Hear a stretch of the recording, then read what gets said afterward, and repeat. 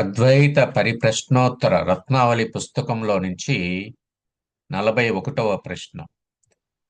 భగవంతుడు చీమలో, బ్రహ్మలో, శివ కేశవాదులలో ఉంటానన్నాడు.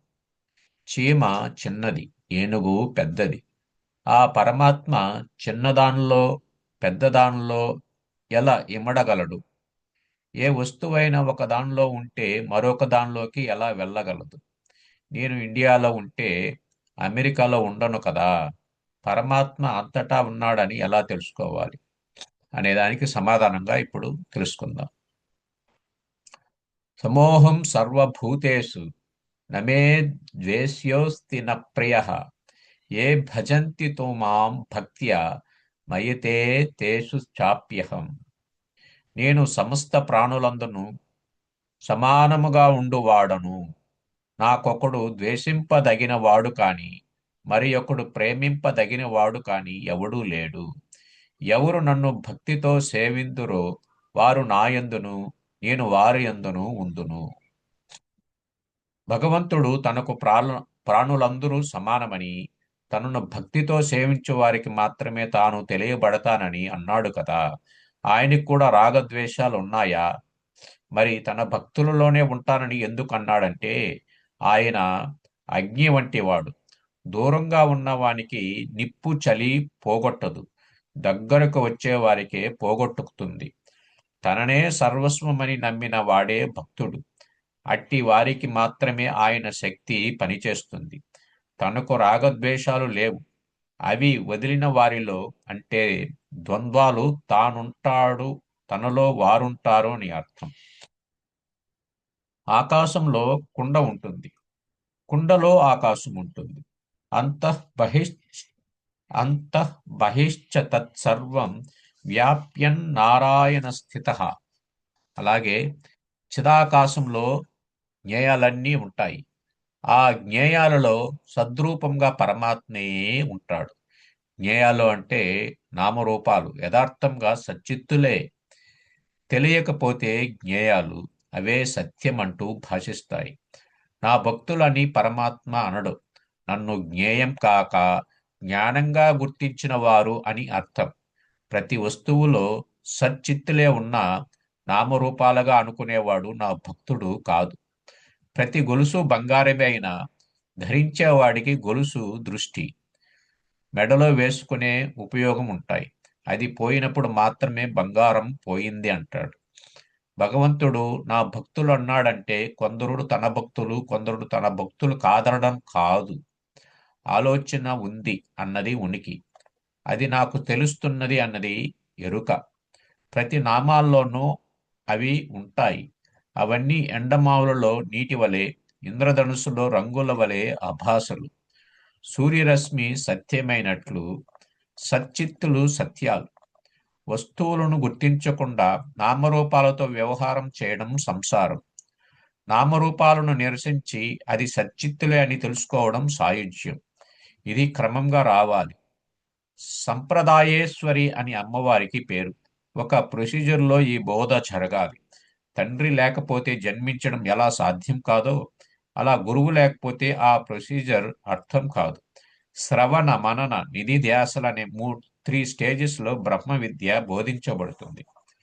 శ్రవణం అంటే విద్యుత్ 0 బల్బులో, 1000 వాట్స్ బల్బులో ఒకే రకంగా ఉన్న కాంతిలో హెచ్చు తగ్గులున్నట్లు, చీమలో, బ్రహ్మలో, శివకేశవాదులలో ఒకే పరమాత్మ ఉన్నాడు.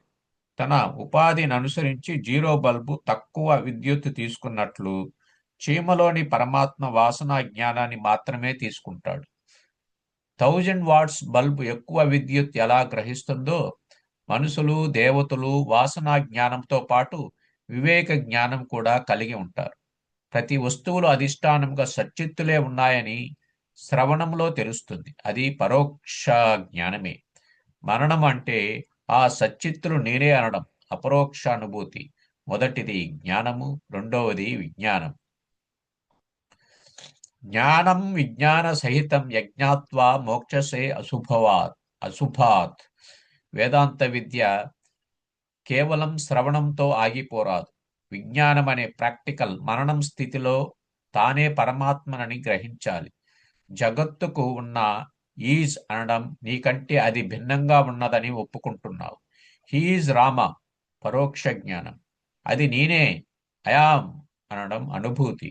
అయాం రామ అపరోక్ష జ్ఞానం. ఇక్కడ నీ పంచకోశాలకు ద్వంద్వాలున్నాయని, నీ జ్ఞానము ప్రతి కోశముతో తాదాత్మ్యం చెంది ఆ కోశ ధర్మాలను నీపై ఆరోపిస్తుంది. తాను నిరాకారమని, నిరవయమని, నిరంజనమని, సర్వవ్యాపినని, ప్రతి వస్తువులో జ్ఞేయంలో తానే ఉన్నానని గ్రహిస్తాడు.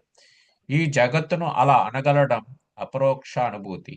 ఇప్పటికీ పంచ జ్ఞానేంద్రియాలతో కనిపించే ఈ జగత్తులో సచ్చిత్తులుగా తాను ఉన్నానని మరణం అనే స్థితిలో అర్థమైనది. ఏకాంశేన స్థితో జగత్ జాయతే గచ్చతే ఇది జగత్. పుట్టుక చావు అనేవి జగత్తు లక్షణాలు. ఈ ప్రపంచంలో ఒక భాగమే అంటే 1/4 అని ఉన్నాయన్నాడు. పరమాత్మ మిగిలిన 3/4 ఖాళీ ప్రదేశమని అంటున్నాడు. ఖాళీ ఆకాశమే కదా. ఆ ఆకాశం విడిగా లేదు.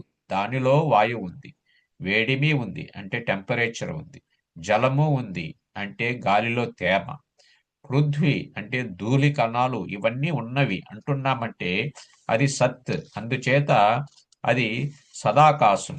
నా చైతన్యము అది ఉన్నదని గ్రహిస్తున్నదంటే నా చిత్ ప్రవేశించి అది చిదాకాశమైంది. నేను ప్రవేశించకపోతే అక్కడ చైతన్యం ఉందని నాకెలా తెలుస్తుంది? అది నిధిధ్యాస అనే మూడవ స్థితికి నీకు అర్థము కావాలి. ఈ ఉదాహరణ ద్వారా అర్థం చేసుకోవడానికి ప్రయత్నించు. ఆకాశంలో సూర్యబింబము ప్రకాశిస్తుంది. ఆ సూర్యకిరణాలు ప్రతి కిరణము ఒక సూర్య బింబమే. ఒక చిన్న రంధ్రంలో నుంచి ఒక సూర్యకిరణాన్ని చీకటి గదిలోనికి ప్రసరింపజేసి అద్దము పైన పడేటట్లుగా చేస్తే సూర్య ప్రతిబింబము అద్దం మీద పడుతుంది. ప్రతి కిరణము ఒక సూర్యబింబమేనని ఇలా అర్థం చేసుకోవాలి. సూర్యునికి ఎదురుగా 10 నీళ్ల కుండలు పెడదాం. రెండవ ఉదాహరణ. ప్రతి కుండలో సూర్యబింబము పూర్తిగా పడుతుంది. ఒక కుండకు మరొక కుండకు మధ్యలో ఖాళీ స్థలంలో సూర్యబింబము కనపడదు. కారణము అక్కడ కుండ, నీరు లేవు. నీళ్లుంటేనే ప్రతిబింబము కనిపిస్తుంది. నీళ్లు లేకపోతే ప్రతిబింబము పడదు. ఒక కుండకు కన్నం పెట్టి నీరు కారిపోయేటట్లు చేస్తే ఆ కుండలో ప్రతిబింబం కనిపించదు. మన శరీరమే ఒక కుండ. దీన్ని ఘటమని శాస్త్రం అంటుంది. ఈ ఘటములోని నీరే మన ప్రారబ్ధ కర్మ. బుద్ధి కర్మానుసారిణి. మన బుద్ధి కర్మను అనుసరించి ప్రవర్తిస్తుంది. బుద్ధిని శంకరులు దర్పణము అనుకోమన్నారు. కర్మ దాని వెనుక అంటించబడిన కళాయి వంటిది. బుద్ధి దర్పణంలో పరమాత్మ చైతన్యం పడుతుంది. గదిలో ఎన్ని వస్తువులున్నా అద్దం మీద మాత్రమే బల్బు ప్రతిబింబిస్తుంది. మన శరీరంలో 24 తత్వాలలో బుద్ధికి మాత్రమే ప్రతిబింబజేసే శక్తి ఉన్నది. బుద్ధి దర్పణము మీద చైతన్య ప్రతిబింబము పడితే జీవుడు పుట్టాడని, అది ఉన్నంతకాలం జీవుడు జీవిస్తున్నాడని, కర్మ అయిపోగానే ప్రతిబింబం పడటం మానేస్తే జీవుడు మరణించాడని అంటున్నాం. ఆ ప్రతిబింబం కుండ లేని చోట్ల కూడా పడగలదు. ఏ శక్తి అయితే కుండ ఉన్న చోట ప్రతిబింబంగా పడి లేని చోట అవ్యక్తంగా ఉన్నదో ఆ శక్తి ప్రజ్ఞాన ఘనమైన పరమాత్మ. అదే మరణించిన శరీరంలో కూడా ఉంటుంది. అది లేని చోటు లేనే లేదు.